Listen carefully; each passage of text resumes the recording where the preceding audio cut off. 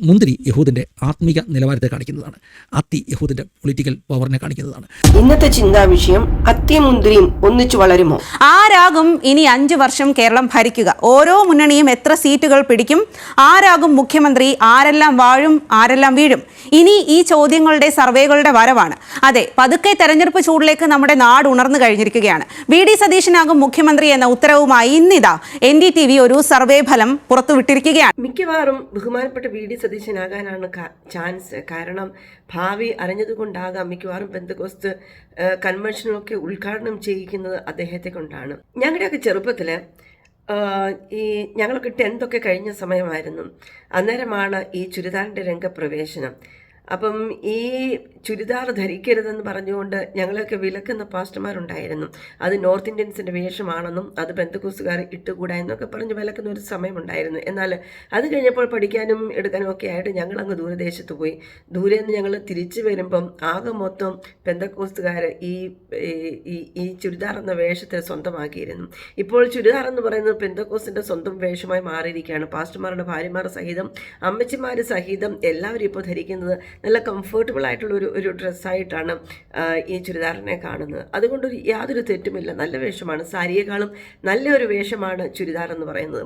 അതുപോലെ തന്നെയായിരുന്നു ഈ TV എന്ന് പറയുന്നത്. TV ഒരു വീടുകളിലും വെച്ചുകൂടാ, ദൈവമക്കളാണോ TV കാണരുത്, അതൊക്കെ സത്യം തന്നെയാണ്. ഞങ്ങളും അതിനോട് അനുകൂലിക്കുന്നു. കാരണം സന്ധ്യ ആകുമ്പോഴത്തേക്ക് സീരിയലായി സിനിമയായി ഒന്നുമില്ലെങ്കിലും ബാക്കി എല്ലാം മാറ്റി നിർത്തിയാലും ശരി 24 മണിക്കൂറും നമുക്ക് ന്യൂസ് ഉണ്ട്. ആ ന്യൂസിൻ്റെ മുമ്പിൽ ഇരുന്ന് സമയം കളയുന്നവരായി തീരും. അതുകൊണ്ടൊക്കെ TV വിലക്കുന്നതും ആ കാലത്ത് പ്രയോജനകരമായിരുന്നു.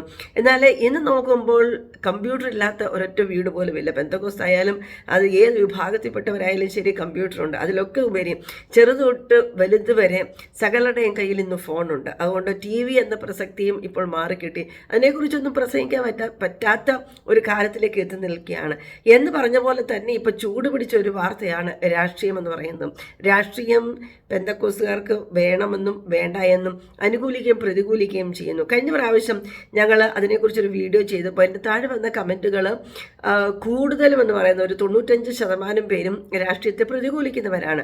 എന്നാൽ അതിനെ അനുകൂലിച്ചുകൊണ്ട് അത് എന്തുകൊണ്ട് വേണമെന്ന് കമൻ്റ് ഇട്ട 1-2 കമൻറ്റുകളുണ്ട്. അതിലവർ പറയുന്നത്, വേദപുസ്തകത്തിൽ തന്നെ പറയുന്നുണ്ട്, ഈ രാജാക്കന്മാരായിട്ട് വാണവരുണ്ട്, ദാവീദ്, ദാനിയേൽ, ജോസഫ്, ഇവരെയൊക്കെ അഡ്രസ്സ് ചെയ്തുകൊണ്ടാണ് അവർ കമൻറ്റ് എഴുതിയിട്ടിരിക്കുന്നത്. പിന്നെ രാഷ്ട്രീയം നമുക്ക് വേണ്ട എന്ന് പറയാൻ പറ്റത്തില്ല, പണ്ടത്തെ കാലമല്ല ഇപ്പോൾ നിന്ന് പോകണം എന്നുണ്ടെങ്കിൽ രാഷ്ട്രീയത്തിൽ നമ്മൾ നമ്മുടെ സ്ഥാനം തെളിയിച്ചേ പറ്റൂ എന്നൊക്കെ പറഞ്ഞ് കമൻ്റ് ഇട്ട വളരെ ചുരുക്കം പേരുണ്ട്. നമ്മൾ സമൂഹത്തിൽ നോക്കിയാലും ശരി രാഷ്ട്രീയത്തെ പ്രതികൂലിക്കുന്നവരാണ് കൂടുതലും, അനുകൂലിക്കുന്നവർ വളരെ ചെറുതാണ്.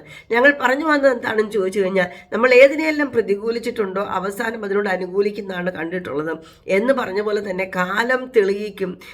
പിന്നെ നമ്മൾ ഏതിനെ പ്രതികൂലിച്ചോ അതിനോട് തന്നെ അനുകൂലിക്കുന്ന വിഷയങ്ങൾ കാലം തന്നെ തെളിയിച്ചു കൊണ്ടുവരികയാണ്. എൻ്റെ സമ്മർദ്ദത്തിൽ നമ്മൾ അറിയാതെ അതിനോട് അനുകൂലിച്ചു പോകുന്നു എന്ന് പറഞ്ഞതുപോലെ തന്നെ ഇപ്പോൾ രാഷ്ട്രീയത്തെ പ്രതികൂലിക്കുന്നവർ പിന്നീടൊരു കാലത്ത് അതിനോട് അനുകൂലിച്ചു പോകും. കാരണം വിഷയങ്ങൾ അതുപോലെ വരികയാണ്. ദൈവത്തിൻ്റെ വചനം പറയുമ്പോൾ ഭാവിയെ നോക്കി പുഞ്ചിരി തൂകുന്നു. എന്നാൽ ഇന്ന് ഭാവിയെ നോക്കി ഭയപ്പെടുന്നവരാണ് രാഷ്ട്രീയത്തെ കൂടുതലും അനുകൂലിക്കുന്നത്. അതിൻ്റെ ഒരു ഉദാഹരണം ചെറുതായിട്ട് നമുക്കൊന്ന് കേൾക്കാം. സജി എന്ന പേരുള്ള യൗവനക്കാരൻ മഹാരാഷ്ട്രയിൽ വെച്ചുണ്ടായ ഒരു കേസ് നിമിത്തം ദൂരെ പോയി താമസിക്കുകയാണ്. എന്നിട്ട് കേസ് വിളിക്കുമ്പോൾ മോട്ടോർ ബൈക്കിലാ യാത്ര, 50 ഡിഗ്രി ചൂടില് 90 മൈൽ വണ്ടി ഓടിച്ചു പോവുക. അവിടെ ചെല്ലുമ്പോൾ അന്ന് അവധി, തിരിച്ചു പോരുക. ഇവരുടെ കഷ്ടപ്പാട് ആരറിയുന്നു? ഞാൻ കൊതിച്ചുപോയി. അവിടുത്തെ അസംബ്ലിയിൽ ഒരു രക്ഷിക്കപ്പെട്ടവനുണ്ടായിരുന്നെങ്കിൽ ഈ പാവപ്പെട്ടവരെ ഉദ്ധരിക്കുമായിരുന്നല്ലോ. ഒരു വാക്ക് പറയാൻ നമുക്ക് വേണ്ടി ആരുമില്ല. കേരളത്തിലെ ആളുകൾക്ക് വല്ലതും മനസ്സിലാകുമോ പറഞ്ഞ? ബീഹാറിൽ 16 പേരെ വെറുതെ കസ്റ്റഡിയിലെടുത്തു. ഞാൻ പോയി കണ്ടയാളായി പറയുന്നേ. ഒരു കാരണവുമില്ല, FIR ഇല്ല, ഇട്ട് പീഡിപ്പിക്കുക. ആരോ ഒരു നമ്പർ കൊടുത്തു അവിടുത്തെ മിഷണറി ഡോക്ടർ എബിക്ക്. ഈ SP-യുടെ നമ്പറിൽ ഒന്ന് വിളിക്കാൻ പറഞ്ഞു. വിളിച്ച വഴി അയാൾ പ്രൈസ് ദി ലോർഡ് എന്നാണ് പറഞ്ഞത്. സാറേ, ഇന്ന സ്റ്റേഷനിൽ ഇങ്ങനെ ഒരു വിഷയമുണ്ട്. അദ്ദേഹം ചോദിച്ചു, FIR ആയോ? ഇല്ല, ഞാൻ കൈകാര്യം ചെയ്തോളാന്ന് പറഞ്ഞു. അദ്ദേഹം നേരിട്ട് അവിടെ വന്നു. സ്റ്റേഷൻ ഇൻചാർജിനോട് ചോദിച്ചു, ഇവരുടെ കുറ്റം പറയാൻ പറഞ്ഞു. ഇവരുടെ കേസ് എന്താ? FIR കാണിക്കാൻ പറഞ്ഞു. ഒന്നുമില്ല, നിങ്ങൾ ഡിപ്പാർട്ട്മെന്റ് ജീപ്പൻ അവരെ വീട്ടിൽ കൊണ്ടുവിടാൻ പറഞ്ഞു. എന്തുകൊണ്ടാ? IPS ഉള്ള ഒരു വിശ്വാസി ആ ജില്ലയിൽ ഉണ്ടായിരുന്നുണ്ട്. എന്തെങ്കിലും മനസ്സിലാകുമോ നമ്മുടെ ആളുകൾക്ക്? ഈ രാഷ്ട്രീയം എന്ന് പറയുന്നത് ഞങ്ങൾക്ക് തീരെ ഒന്നും അറിയത്തില്ല, അല്ലെങ്കിൽ അതിനെക്കുറിച്ച് തിരക്കാനോ എടുക്കാനോ അറിയാനുള്ള സമയങ്ങളൊന്നും ഞങ്ങൾക്കില്ലായിരുന്നു. പ്രത്യേകിച്ച് ഞങ്ങൾ നേഴ്സുമാരെന്ന് പറഞ്ഞാൽ ഞങ്ങൾ ജോലിക്ക് പോകുന്നു, അവിടെ ചെന്ന് പച്ചയായ മനുഷ്യരെ കൈകാര്യം ചെയ്യുന്നു. അവരെ ശുശ്രൂഷിച്ച് പുറത്തിറങ്ങുമ്പോഴത്തേക്ക് ഞങ്ങളുടെ ഈ മുടിയെല്ലാം കൂടെ എഴുന്നേറ്റ് മേലോട്ട് നീക്കും. അത് തന്നെയുമല്ല, ഒരു രാത്രി നൈറ്റ് ഡ്യൂട്ടി കഴിയുമ്പോഴത്തേക്ക് ഞങ്ങളുടെ ജീവിതം പകുതി കഴിഞ്ഞു കിട്ടും. പിന്നെ വീട്ടിൽ വരുമ്പോൾ കുഞ്ഞുങ്ങളായി, അവരുടെ കാര്യങ്ങളായി, അത് കഴിയുമ്പോൾ പിന്നെ സഭയായി, മീറ്റിംഗായി, കൺവെൻഷൻസിലായി, അങ്ങനെയൊക്കെ ആയിട്ട് ഞങ്ങളുടെ ജീവിതം തീർന്നു കിട്ടും. ആകെ മൊത്തം പറഞ്ഞു കഴിഞ്ഞാൽ ഞങ്ങൾക്ക് രാഷ്ട്രീയത്തെക്കുറിച്ചുള്ള ഒരു അറിവെന്ന് പറഞ്ഞാൽ ഏതാണ്ടൊക്കെ ഇതുപോലെ ഇരിക്കും. കേരളത്തിന്റെ ആഭ്യന്തര വകുപ്പ് മന്ത്രി ആരാണ്? ആഭ്യന്തര വകുപ്പ് എന്ന് പറയുമ്പോ ഇംഗ്ലീഷില് ഹോം മിനിസ്റ്റർ. ഹോം മിനിസ്റ്റർ പറഞ്ഞോടെ നിങ്ങൾക്ക് പറ്റി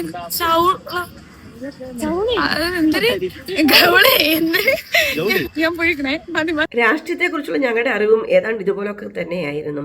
കേരളം എവിടെ, ഇന്ത്യ എവിടെ, ഇന്ത്യക്ക് പ്രധാനമന്ത്രിയുണ്ടോ, കേരളത്തിന് മുഖ്യമന്ത്രി ഉണ്ടോ, ഇതൊന്നും അറിഞ്ഞുകൂടാത്ത ഒരു കാലം. പിന്നെ എപ്പോഴാണ് രാഷ്ട്രീയം ശ്രദ്ധിക്കാൻ തുടങ്ങിയതെന്ന് ചോദിച്ചു കഴിഞ്ഞാൽ, പാസ്റ്റർമാരെ ഓടിച്ചിട്ട് തല്ലുന്നു, വിശ്വാസികളെ കൊല്ലുന്നു, സഭകൾ തകർക്കുന്നു, പുസ്തകം കരിക്കുന്നു, ഇങ്ങനെയൊക്കെ വാർത്തകൾ വരാൻ തുടങ്ങിയപ്പോഴാണ് ഞങ്ങളൊന്ന് ശ്രദ്ധിക്കാൻ തുടങ്ങിയത് ഈ വിഷയം. അങ്ങനെ ശ്രദ്ധിച്ചപ്പോഴാണ് മനസ്സിലാകുന്നത് പലരും പെന്തക്കോസ്തിൻ്റെ ഭാവിയെ രാഷ്ട്രീയക്കാരുടെ കയ്യിൽ കൊടുത്തിട്ട് ഭദ്രമായി ഇരിക്കാൻ ആഗ്രഹിക്കുന്നവരാണ്. എന്നാൽ മറ്റു പലർ ദൈവത്തിൽ തന്നെ ആശ്രയിച്ചുകൊണ്ട് പെന്തക്കോസ്തിന്റെ ഭാവിയെ നന്നാക്കാൻ ആഗ്രഹിക്കുന്നവരുണ്ട്. ഇവർക്ക് MLA മാരില്ല, ഇവർക്ക് MP മാരില്ല, ഇവർക്ക് കേന്ദ്രത്തിൽ പിടിപാടില്ല, പാസുമാരെ ചാണകം തീറ്റിച്ചാൽ ആര് ചോദിക്കാനാ പറയാനാ? ഇന്ന് രാത്രി ഞാൻ വിളിച്ചു പറയാ, എനിക്ക് നമുക്ക് MLA മാരില്ലെങ്കിലും, നമുക്ക് MP മാരില്ലെങ്കിലും, നമുക്ക് കേന്ദ്രത്തിൽ പിടിപാടില്ലെങ്കിലും ദൈവത്തിന്റെ വചനം ഒരു കാര്യം പറയുന്നു. സഭാപ്രസംഗിയുടെ പുസ്തകം 5-ാം അധ്യായത്തിന്റെ 9-10 വാക്യങ്ങളിൽ, ഒരു സംസ്ഥാനത്ത് നീതി നിഷേധിക്കപ്പെടുമ്പോ, ദരിദ്രനെ ഉപദ്രവിക്കുമ്പോ, ഹല്ലേലൂയ, നീ ആശ്ചര്യപ്പെടരുത്. ഒരു ഉന്നതനോ അവനും മീതെ ഒരു അത്യുന്നതനും ജീവിക്കുന്നു. നമ്മുടെ സുപ്രീം കോർട്ടും ദൈവമാണ്. എന്റെ രാജ്യം ഐഹികമല്ല. എന്റെ രാജ്യം ഐഹികമായിരുന്നെങ്കിൽ എന്റെ സേവകർക്ക് വേണ്ടി പോരാടുമായിരുന്നു. അതേ സ്റ്റേജിൽ അതേ കാണികൾ മറ്റൊരു പ്രസംഗം കേൾക്കുന്നു. നിശ്ചയമായും പെന്തിക്കോസ്തുകാർ രാജ്യഭരണത്തിൽ പ്രവേശിക്കേണ്ടത് ദേശത്തിന്റെ ആവശ്യമാണ്, നമ്മുടെയും ആവശ്യമാണ്. നമുക്ക് സ്വന്തമായി ഒരു MLA-യോ MP-യോ ഒക്കെ ഈ രാജ്യത്തുണ്ടാകേണ്ടത് ഈ രാജ്യത്തിലെ പൗരന്മാർ എന്ന നിലയിൽ നമ്മൾ തീരെ ചെറിയ ഒരു സംഖ്യ അല്ല, ഒരു വലിയ സംഖ്യ പെന്തിക്കോസ്തുകാർ കേരളത്തിൻ്റെ എല്ലാ നിയോജക മണ്ഡലങ്ങളിലുമുണ്ട് എന്ന് നമ്മൾ അറിയണം. ഇത് നമ്മുടെയും കൂടി അവകാശമാണ്, ഈ രാജ്യത്തിൻ്റെ ഭരണവും കാര്യങ്ങളും. ആകയാൽ അതും കൂടി ദൈവജനം ഉത്സാഹിക്കേണ്ടതും ആവശ്യമാണ്. അതിനെ നിരുത്സാഹപ്പെടുത്തി ഇതെല്ലാം ലോകമയത്വമാണ് എന്ന് പറഞ്ഞു നിൽക്കുന്ന ശാസ്ത്രം നിർത്തി ദൈവഭക്തരായവർ, ദൈവം അകത്തു വാഴുന്നവർ നീതിയോടെ ന്യായത്തോടെ രാജ്യത്തിന് സമ്മാനം കൊടുക്കാൻ, രാജ്യത്തിന് നേതൃത്വം കൊടുക്കാൻ എഴുന്നേൽക്കണമെന്നുള്ള ദൈവത്തിന്റെ ഇഷ്ടം തന്നെയാണ്. ഇനി കേരളം മൊത്തം പെന്തക്കോസ്തുകാർ പിടിച്ചെടുത്താലും ശരി, നമ്മളെ സിംഹക്കുഴിയിൽ വലിച്ചെറിയുമ്പോൾ, അല്ലെങ്കിൽ 7 മടങ്ങ് ചൂട് പിടിച്ച തീയിൽ വലിച്ചെറിയുമ്പോൾ സാക്ഷാൽ പച്ചയ്ക്ക് ദൈവം ഇറങ്ങി വന്നിട്ടല്ലാതെ നമുക്കൊരു രക്ഷ കിട്ടത്തില്ലെന്ന് മനസ്സിലാക്കി ഈ ദൈവത്തിൽ മാത്രം ആശ്രയിച്ചാൽ മതിയെന്ന് പറഞ്ഞു ഒതുങ്ങിക്കൂടി, ആരോടും എതിർക്കാതെ, ആരോടും പറയാതെ സാക്ഷാൽ ദൈവത്തെ വിളിച്ചപേക്ഷിക്കുന്ന ഒരു കൂട്ടം ദൈവജനം, അവരുടെ ഒരു ശേഷിപ്പും ആ കേരളത്തിൽ ഉണ്ടെന്നുള്ളത് നമുക്ക് വിസ്മരിക്കാൻ പറ്റുകയില്ല. ഞാൻ ആദ്യമായിട്ട് പ്രസംഗിച്ചത് യേശുവിനെ അല്ല, ഞാൻ ആദ്യമായിട്ട് പ്രസംഗിച്ചത് രാഷ്ട്രീയ പാർട്ടികളുടെ സ്റ്റേജുകളില്ല. അത് പലർക്കും അറിയില്ല. എൻ്റെ മാതാപിതാക്കൾക്ക് ആദ്യം ലഭിച്ച കുഞ്ഞ് ഉദരത്തിൽ വെച്ച് തന്നെ നഷ്ടപ്പെട്ടു. അതൊരു പ്രോപ്പർ പ്രഗ്നൻസി ആയിരുന്നില്ല, ഉദരത്തിൽ ഒരു ശിശുവിലായിരുന്നു എന്നാണ് ഡോക്ടേഴ്സ് പറഞ്ഞത്. It was A kind of pseudo pregnancy. Pregnancy ഉണ്ടെന്ന് തോന്നും, പക്ഷേ അതൊരു പ്രോപ്പർ പ്രഗ്നൻസി ആയിരുന്നില്ല. 3 മാസങ്ങൾക്ക് ശേഷം ആ കുഞ്ഞിനെ നഷ്ടപ്പെട്ടു. രണ്ടാമത് എന്നെ കൺസീവ് ആയപ്പോൾ ഡോക്ടേഴ്സ് പറഞ്ഞു രണ്ടാമത്തെ കുഞ്ഞും ഒരു പ്രോപ്പർ ചൈൽഡ് അല്ല, മുന്തിരിക്കുല പോലെയുള്ള ഒരു പ്രഗ്നൻസി, അതായത് എന്തോ വെള്ളം കെട്ടിക്കിടക്കുന്ന വാസ്കുലറായിട്ടുള്ള ഒരു പ്രഗ്നൻസി, ഇതിനകത്തൊരു കുഞ്ഞില്ല എന്ന് ഡോക്ടർ പറഞ്ഞു. എന്ത് ചെയ്യും? പാസ്റ്റർ കുടുംബമല്ലേ, വലിയ ചർച്ചയൊന്നുമില്ല കേട്ടോ. ആസാമിൽ തേസ്പൂരിൽ അന്ന് അതൊരു ഒരു ഒരു ഒരു തുടക്കമാണ്. പപ്പായ്ക്ക് ആകെയുള്ള ഒരു വിശ്വാസി കർമ്മൽ സ്കൂളിൽ പഠിപ്പിക്കുന്ന ഡി ജോഷുവ സാറാണ്. ഡി ജോഷുവ സാറിനെ നിങ്ങൾക്കറിയാം, ICBF-ന്റെ ഉന്നതനാകുന്ന നേതാവ് ഇന്നത്തെ ഡി ജോഷുവ സാർ. അന്ന് ആസാമിൽ കർമ്മൽ സ്കൂളിൽ പഠിപ്പിക്കുക. പപ്പായുടെ ഏക വിശ്വാസിയാണ്.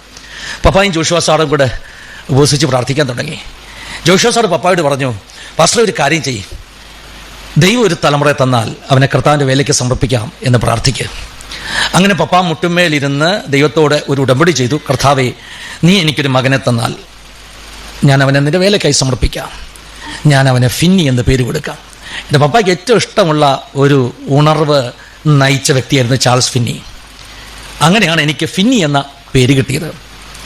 ഞാൻ ഈ രാഷ്ട്രീയമൊക്കെ കളിച്ച് നടക്കുന്ന സമയത്ത്, രാഷ്ട്രീയം നമുക്കറിയാം വലിയ പ്രശ്നങ്ങളായാലും അടിയും പിടിയും വഴക്കും തല്ലുമൊക്കെ ഉണ്ട്. പപ്പയ്ക്ക് ഭയങ്കര പേടിയാണ്. പപ്പ എൻ്റെ മുമ്പിലിരുന്ന് നിലവിളിച്ച് കരഞ്ഞിട്ടുണ്ട്. ആസാമിൽ പട്ടിണി കിടന്നപ്പോൾ കരയാത്തത് പപ്പ ഞാൻ ഇലക്ഷനിൽ നിന്ന് നിറഞ്ഞപ്പോൾ 2 കൈയും മുഖത്ത് പൊത്തി നിലവിളിച്ച് കരഞ്ഞു. എൻ്റെ മനസ്സെന്താ പറഞ്ഞെന്നറിയാമോ? ഞാൻ വലിയ MLA മന്ത്രിയുമാകുമ്പോൾ പപ്പയുടെ സങ്കടം മാറും. കൊടിവെച്ച കാറ് എൻ്റെ പഞ്ചായത്ത് റോഡിൽ കൂടെ വരുമ്പോൾ എൻ്റെ വീട്ടുകാരൊക്കെ ആനന്ദിക്കും എന്നായിരുന്നു എൻ്റെ ചിന്ത. പക്ഷേ എൻ്റെ അപ്പയുടെ സ്വപ്നം എന്നെ ഒരു രാഷ്ട്രീയക്കാരനാക്കുന്നതായിരുന്നില്ല. അങ്ങനെ ആത്മീയത വിട്ട് അനേകർ രാഷ്ട്രീയത്തിലേക്കും രാഷ്ട്രീയം വിട്ട് അനേകർ ആത്മീയതയിലേക്കും വരുന്ന ഒരു വേലിയേറ്റവും വേലിയിറക്കമാണ് ഇനി നമ്മൾ നമ്മുടെ മുമ്പിൽ കാണുവാൻ പോകുന്നത്. എന്നാൽ ഞങ്ങൾക്ക് എന്താണ് ഇതിനെക്കുറിച്ച് പറയാനുള്ളത്? രാഷ്ട്രീയം എന്ന് പറയുന്നത് ഒരിക്കലും തെറ്റല്ല. അത് നമ്മുടെ ഓക്യുപ്പേഷനാക്കി നമ്മുടെ പ്രൊഫഷനാക്കി മാറ്റിയെടുക്കാൻ ആഗ്രഹിക്കുന്നുവെങ്കിൽ വളരെ നല്ലത്. അനേകർ ജോസഫിനെയും ദാനിയലിനെയും ഒക്കെ റെഫർ ചെയ്ത് പറയുന്നത് ഞങ്ങൾക്ക് കമൻറ്റിൽ വായിക്കുവാനിടയായി തീർന്നു.